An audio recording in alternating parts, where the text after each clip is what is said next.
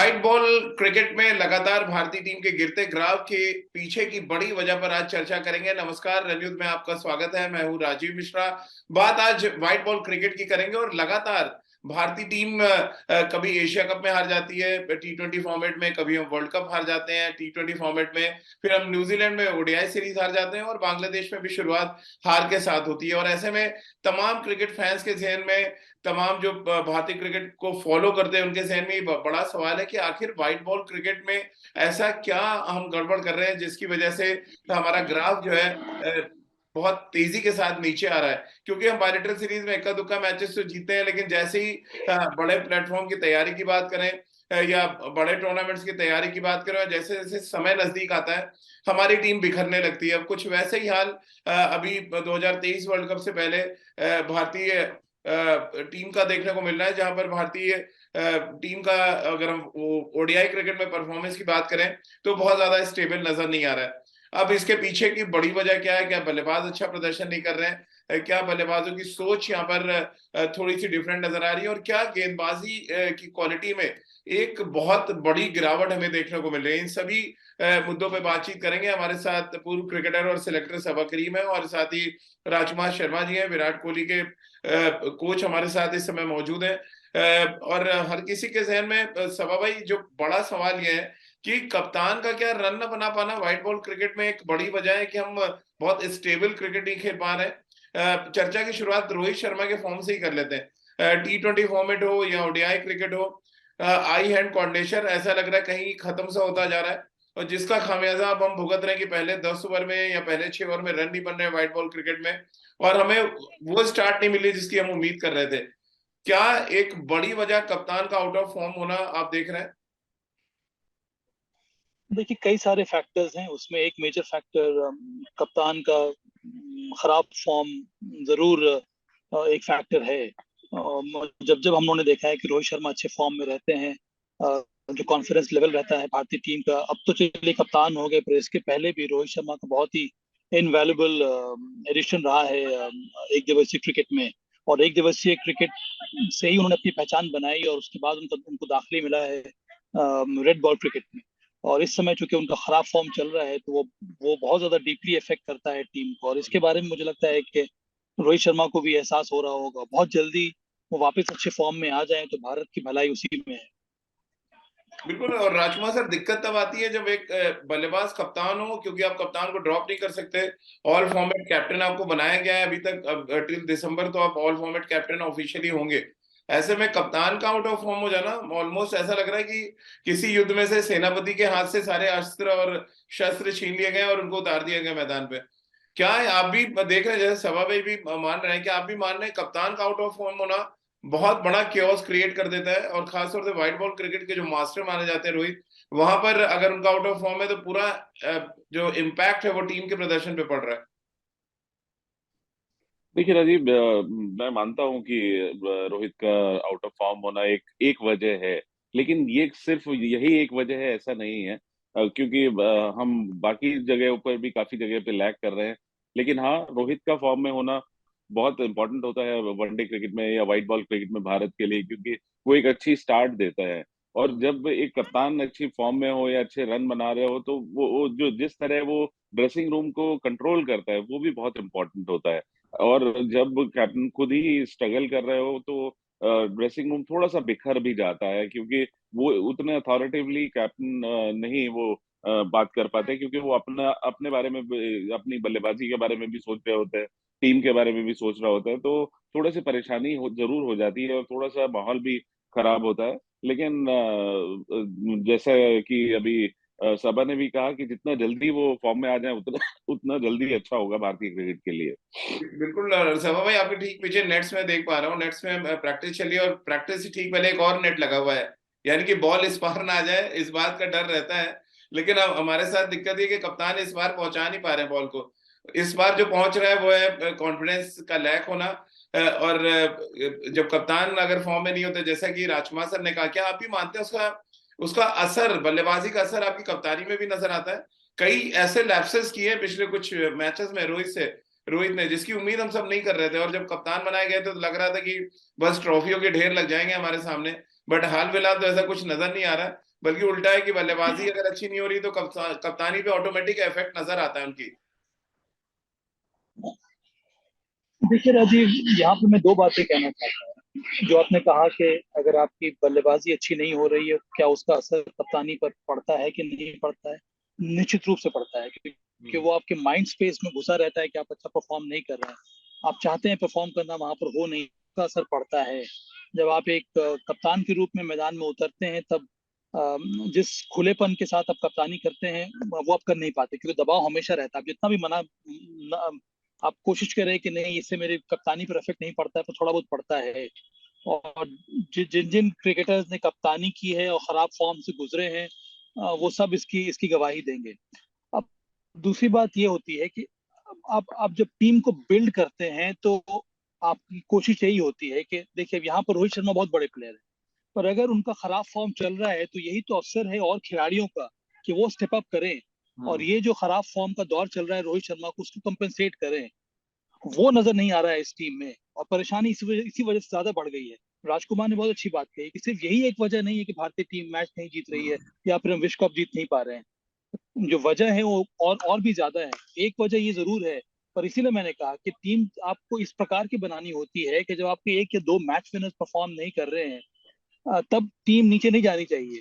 तभी तो है कि अन्य खिलाड़ियों को एक लीडरशिप का रोल इख्तियार करना पड़ेगा और अच्छा परफॉर्म करना पड़ेगा, और प्रदर्शन ऐसा देना होगा कि उसकी कमी जो रोहित शर्मा की खराब फॉर्म से हमको नजर आ रही है, उसको हम दूर कर पाए।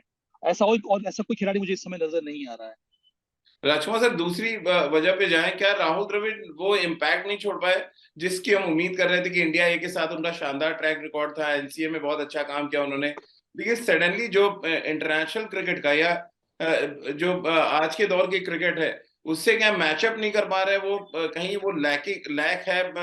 मैन मैनेजमेंट का बात कर लें या प्लेइंग 11 खिलाने की बात कर लें, इतना कंफ्यूजन प्लेइंग 11 को लेकर मैंने तो पिछले 6 महीने से मैं देख रहा हूँ। उससे पहले तो कभी प्लेइंग 11 को लेकर इतना कंफ्यूजन नहीं था, बल्कि बहुत हार्ड डिसीजंस लिए गए, जिसकी अक्सर कप्तान को भी क्रिटिसाइज किया गया, पर यहाँ पर कोई ऐसा डिसीजन ही नहीं हो रहा है जिसके बारे में हम बात कर पाए। देखिए राजीव, मैं ये तो नहीं कहूंगा कि राहुल द्रविड़ असफल रहे हैं एज ए कोच, लेकिन हाँ, कुछ जो उनके एक्सपेरिमेंट, जब उनकी सोच रही, वो शायद इतनी सक्सेसफुल नहीं रही। आप कई बार बहुत सारी चीजें ट्राई करते हैं, उनमें से कुछ चीजें आपकी सक्सेसफुल होती हैं, कुछ सक्सेसफुल नहीं होती। तो यहाँ पर अनफॉर्चुनेटली राहुल के साथ ऐसा रहा है कि वो चीजें ज्यादा कामयाब नहीं रही। जो भी एक्सपेरिमेंट्स किए गए, जो भी टीम बनाई गई या जो टीम खिलाई गई, वो बहुत ज्यादा सक्सेस, मतलब उसको सक्सेस नहीं मिली। तो यहाँ पर कोच को ब्लेम ब्लेम करना तो गलत होगा, लेकिन हाँ, जो वो बहुत सक्सेसफुल नहीं हुए ये जरूर कहा जा सकता है, क्योंकि उनके रिजल्ट्स बहुत अच्छे नहीं आए हैं जब से उन्होंने ज्वाइन किया है। सभा भाई, मैं जब आ रहा था तो ट्विटर पे मेरे को कई सवाल आए। उसमें एक बड़ा मजेदार कोट था कि कहाँ गए वो लोग जो विराट कोहली को क्रिटिसाइज करते थे एज अ कैप्टन।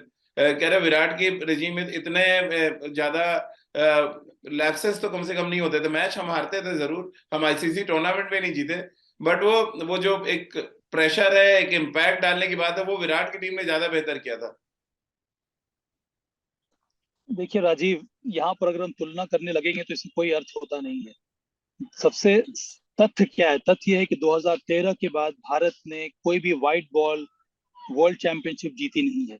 जी। इसका मतलब साफ है, इसको हम लोग देख नहीं पा रहे हैं अभी भी, कि हम पिछड़ गए हैं व्हाइट बॉल क्रिकेट में।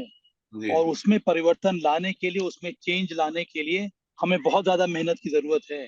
यहाँ पर हमें रिस्ट्रक्चरिंग की जरूरत है। और अगर हम सिर्फ ध्यान देंगे अपने नेशनल टीम के ऊपर, आप भले ही खिलाड़ियों को बदल दें, आप दो तीन प्लेयर्स को ले आए, दो तीन प्लेयर्स को बाहर कर दें, ज्यादा उससे फर्क पड़ने वाला नहीं है। जब मैं बात कर रहा हूँ रिस्ट्रक्चरिंग की, इसका मतलब है कि हमें नीचे से रिस्ट्रक्चर करना पड़ेगा। जिस तरह से हमें क्रिकेट खेलनी है, उसके लिए मैं तो ये आपके प्लेटफॉर्म से ये मैं कहना चाहता हूँ कि अब समय आ गया है कि बीसीसीआई ध्यान दे अपने डोमेस्टिक क्रिकेट के ऊपर। जिस तरह से हमारी डोमेस्टिक क्रिकेट हो रही है इस समय, जो क्वालिटी हमें निकल के आनी चाहिए वो आ नहीं पा रही है। इसीलिए अब जरूरी है कि आप इस प्रकार की एक फैक्ट फाइंडिंग कमेटी बैठाएं, जहां पर फॉर्मर क्रिकेटर्स हों, वो आपको सलाह दें कि भाई किस तरह से हमें डोमेस्टिक क्रिकेट को रिस्ट्रक्चर करना पड़ेगा, ताकि वहां पर और ज्यादा कंपटीशन नजर आए, वहां से जो खिलाड़ी निकले वो और अच्छी तरह से तैयार है अंतर्राष्ट्रीय क्रिकेट के लिए। ये राजकुमार सर बड़ा अच्छा अगर हम ये सजेशन उम्मीद दिया कर रहे हैं कि सभा हम भाई ने। जी ये अगर राजीव, में एक बात और, अगर हम ये उम्मीद कर रहे हैं कि हम विश्व कप जीत जाएंगे, हम 2024 का विश्व कप नहीं होने वाला है राजीव ऐसे, जब तक कि चलिए, हम अपने डोमेस्टिक क्रिकेट को रिस्ट्रक्चर नहीं करेंगे। बहुत ही पॉजिटिव बात कह रहे हैं सब भाई, और ये कंस्ट्रक्टिव बात है कि अगर आप जब तक अपना स्ट्रक्चर नहीं सुधारेंगे तब तक आप बेहतर टीम की अपेक्षा नहीं कर सकते। जैसे इंग्लैंड ने अपना स्ट्रक्चर सुधारा है, जिस तरह से उन्होंने अपने प्लेयर्स पे काम किया, आज उनके पास प्लेयर्स हैं जो रिस्क लेने को तैयार है और जो डोमिनेट करने को तैयार है। लेकिन राजकुमार सर, चलिए डोमेस्टिक क्रिकेट की बात तो ठीक है, हमारे पास टाइम बहुत कम है। हालांकि रोहित शर्मा ने अपने प्रेस कॉन्फ्रेंस में कह दिया कि अभी वर्ल्ड कप के बारे में अभी से नहीं सोच रहा हूँ, तो ये अपने आप में एक अजीब सा स्टेटमेंट था। सिर्फ 10 महीने बचे हैं, आप अभी नहीं सोचेंगे तो फिर कब सोचेंगे? बड़ा सवाल यही है। बट इन 10 महीनों में जो जो सभा भाई चेंजेस की बात कर रहे हैं, वो कौन लागू करेगा? ये मैं आपसे भी जानना चाहूंगा। और सभा भाई से, चलिए स्ट्रक्चर जो डोमेस्टिक क्रिकेट में है, वो तो बहुत बड़ी बात है जिसको बहुत बड़े पैमाने पर करना है। अभी हाल फिलहाल हमारे सामने जो परेशानी है वो टीम इंडिया के अंदर है, और उसको रेक्टिफाई करने के लिए कौन पहल करेगा, किसको जिम्मेदारी दी जानी चाहिए? राजकुमार सर, आपसे मेरा सवाल। देखिए, बीसीसीआई, हाँ बीसीसीआई में भी मैं कहूंगा कि ये जिम्मेदारी अभी इस टाइम इतना शॉर्ट टाइम है कि हम रिस्ट्रक्चर नहीं कर सकते हैं। हाँ, ये समय है कि हम अपने प्लेयर्स को कॉन्फिडेंस दें, उन्हें उन्हें बताएं कि ये हमारा पूल है 15 या 20 का, इसमें से ही आप वर्ल्ड कप खेलने वाले हैं, और अभी से आप इस तरह की हम एक स्ट्रेटेजी बनाएं। अब रिस्ट्रक्चर आप नहीं, कहेंगे कप्तान कि तो कह अब रहे हैं अभी अंडर टाइम 19 बहुत से है। आप, नहीं नहीं, कप्तान शायद गलती से कह गए होंगे ऐसी बात, लेकिन समय तो है नहीं हमारे पास, 10 महीने हैं, और उस 10 महीने में आप दोबारा से रिस्ट्रक्चर पूरे सिस्टम को नहीं कर सकते हैं। यहाँ पर जरूरत है कि आप एक पूल बनाएं 20 प्लेयर्स का, उनके साथ काम करें, उन्हें कॉन्फिडेंस दें कि यस, आप लोग ही 20 लोग हैं जिनमें से आप वर्ल्ड कप खेलना है, और हम इस तरह से क्रिकेट खेलना चाहते हैं, ये हमारा टेम्पलेट है, ये आपकी ड्यूटीज हैं, और ये आप लोगों को यहाँ पे प्रैक्टिस मैचेस मिल रहे हैं, अपॉर्चुनिटीज हैं, इन कंट्रीज के खिलाफ आप वनडे क्रिकेट खेल रहे हैं, वहां पर आपको इस टेम्पलेट के साथ खेलना होगा। तो इस तरह का अभी शॉर्ट टर्म में हमें कुछ अरेंजमेंट करना होगा, जहां पर कि कोच हो, कोई मेंटर हो जो ये प्लेयर्स को कॉन्फिडेंस दे, बॉलर्स को बॉलिंग कोच समझाएं, बैट्समैन को बैटिंग कोच बात करें, और जरूरत है बहुत ज्यादा काउंसलिंग की यहाँ पर, और कॉन्फिडेंस देने की प्लेयर्स को। ये सभा भाई कौन करेगा? पैडी ऑप्टन को भी टीम के साथ रखा गया है, उनकी भी जिम्मेदारी बनती है कि वो अवेयर कराएं कि क्या कुछ हो रहा है व्हाइट बॉल क्रिकेट में। मेंटल कंडीशनिंग ट्रेनर का क्या काम है? मुझे तो लग रहा है यही काम है। आप शायद ज्यादा बेहतर ब्रीफ कर सकते हैं कि पैडी ऑप्टन, राहुल द्रविड़, रोहित शर्मा, किसको आप बेटन देना चाहेंगे इस चेंज के लिए? और रोहित शर्मा का ये बयान वाकई बड़ा चौंकाने वाला है कि 10 महीने अभी हमारे पास, हम वर्ल्ड कप को लेकर इतना टेंशन ना लें। अब 10 महीने तो मेरे लिए तो बहुत कम है, उनको लग रहा है कि कुछ भी नहीं है, अभी क्यों हम बात कर रहे हैं वर्ल्ड कप पे?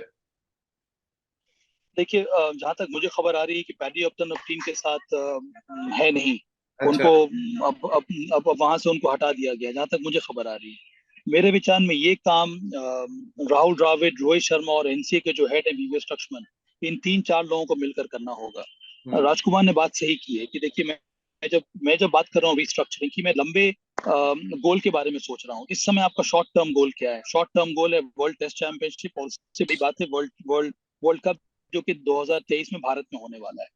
इन दोनों का पहले ध्यान दीजिए, और इसके लिए बहुत जरूरी है कि हमें कुछ इंस्पायरिंग सिलेक्शंस करना होगा। हमें सबसे पहले, जिसके बारे में मैंने कल भी बात की थी, कि एड्रेस को इशू करना पड़ेगा, उस प्रकार से आपको टेम्पलेट बनाना होगा, और उस हिसाब से आपको चयन करना होगा उनको, उस हिसाब से आपको मौका देना होगा, ताकि वो तैयार हो जाए विश्व कप के लिए। ये बात हो गई विश्व कप के लिए। अब आने वाला जो सीजन होने वाला है, 2023-2024 का जो डोमेस्टिक सीजन होने वाला है, वहां पर आपको क्रिकेट की रिस्ट्रक्चरिंग करनी होगी। ये ध्यान में दे रख कर के विश्व कप, T20 जो विश्व कप है 2024 में होने वाला है, वहां से एक नई शुरुआत के बारे में हमें सोचना होगा। तभी आने वाले समय में हम और ज्यादा रेगुलरली आईसीसी चैंपियनशिप अच्छा कर पाएंगे, और आईसीसी चैंपियनशिप हम जीत पाएंगे। एक सवाल भाई और आपसे सवाल लूंगा, फिर मैं राजकुमार सर के पास जाऊंगा। 2013 का आपने जिक्र किया, जब आखिरी बार हम आईसीसी टूर्नामेंट जीते। 2013 से 2022 आ गया है, 9 सालों में हमारे टॉप ऑर्डर में बिल्कुल चेंज नहीं है। दुनिया भर की टीमें चेंज हो गई, उनके बैटिंग चेंज हो गया, उनका स्ट्रक्चर चेंज हो गया, नए खिलाड़ी आ गए, हम वही शिखर धवन, रोहित शर्मा, विराट कोहली, के राहुल, उन्हीं के इर्द गिर्द घूमते चले जा रहे हैं। क्यों नहीं हम एक एक स्टेप फॉरवर्ड ले पाते हैं? क्या दिक्कत आपको लग रही है? क्या ये एक बड़ी वजह है कि हम सिमट के रह गए हैं एक जगह पे, दायरा हमारा बहुत सीमित हो गया है। सही कहा आपने राजीव। देखिए, हमें बहुत सालों तक, मुझे तो अब लगता है कि अभी भी हमें यही लग रहा है कि जिस तरह की हम क्रिकेट खेलते आ रहे हैं 2013 के बाद, वही उचित है, इसी में हमें आगे आगे सफलता मिलेगी। हम ये बात को समझ नहीं पा रहे हैं कि गेम हमसे बहुत आगे बढ़ गया है। वहां तक पकड़ने के लिए बहुत जरूरी है कि आपने कहा कि हमारा सेम सेम बैटिंग ऑर्डर है, सेम बैटिंग ऑर्डर के साथ हम क्यों चले आ रहे हैं, सेम खिलाड़ियों के साथ हम क्यों चले आ रहे हैं। इसका मतलब है कि जो गेम जिस तरह से आगे बढ़ा है, उससे हम पेस रख नहीं पा रहे हैं। हमें हमें अभी भी यही लग रहा है कि ये जो हमारे जो प्लेयर्स हैं, ये जो बल्लेबाजी क्रम है, जिस तरह की हम क्रिकेट खेल रहे हैं, वो उचित है और यही हमें आगे चलकर सफलता दिलाएगी। ये पुरानी बातें हो गई हैं, अब इससे सफलता आपको मिलने वाली नहीं है। इसीलिए मैं बार बार अपनी बात को दोहरा रहा हूँ कि इशू को एड्रेस करना हमें सीखना होगा, कि हमारे अंदर जी कुछ जी। न कुछ समस्या है, इसको दूर करने के लिए हमें सख्त कदम उठाने होंगे। जब तक कि हम इस बात को समझ नहीं लेंगे, हम सख्त कदम उठाएंगे कैसे। और ये समय है उसी प्रकार के सख्त कदम उठाने का। जी राजकुमार सर, कुछ कहना चाह रहे थे आप?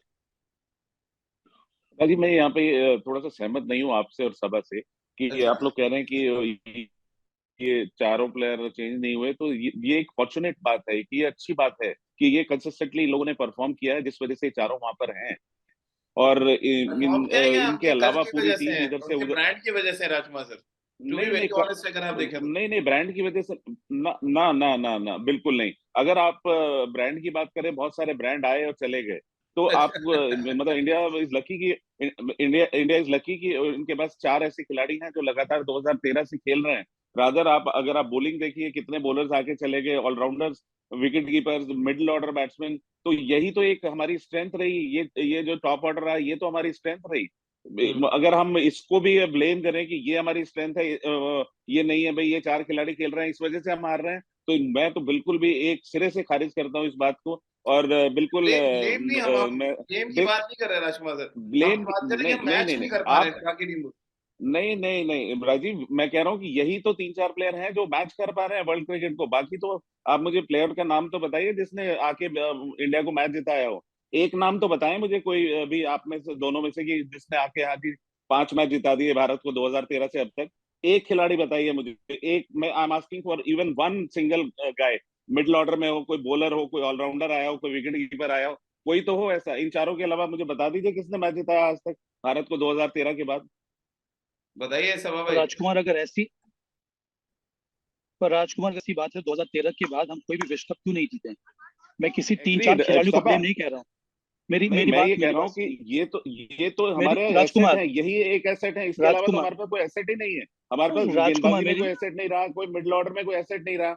और अगर हम वो जो हमारी राजकुमार एसेट है उसी को ब्लेम करने लगे कि मैं ब्लेम नहीं कर रहा हूँ। मैं कह रहा हूँ कि अगर यही बात है, चाहे ये 3 या 4 प्लेयर हों या फिर 5 या 6 प्लेयर और हों, मैं बात उसकी नहीं कह रहा हूँ। मैं कह रहा हूँ कि अगर यही बात है, अगर ये 4-5 प्लेयर हैं या फिर 10-11 प्लेयर क्यों ना है, अगर हम उसी के साथ खेलते जा रहे हैं, तो फिर हम आईसीसी चैंपियनशिप क्यों नहीं जीत रहे हैं?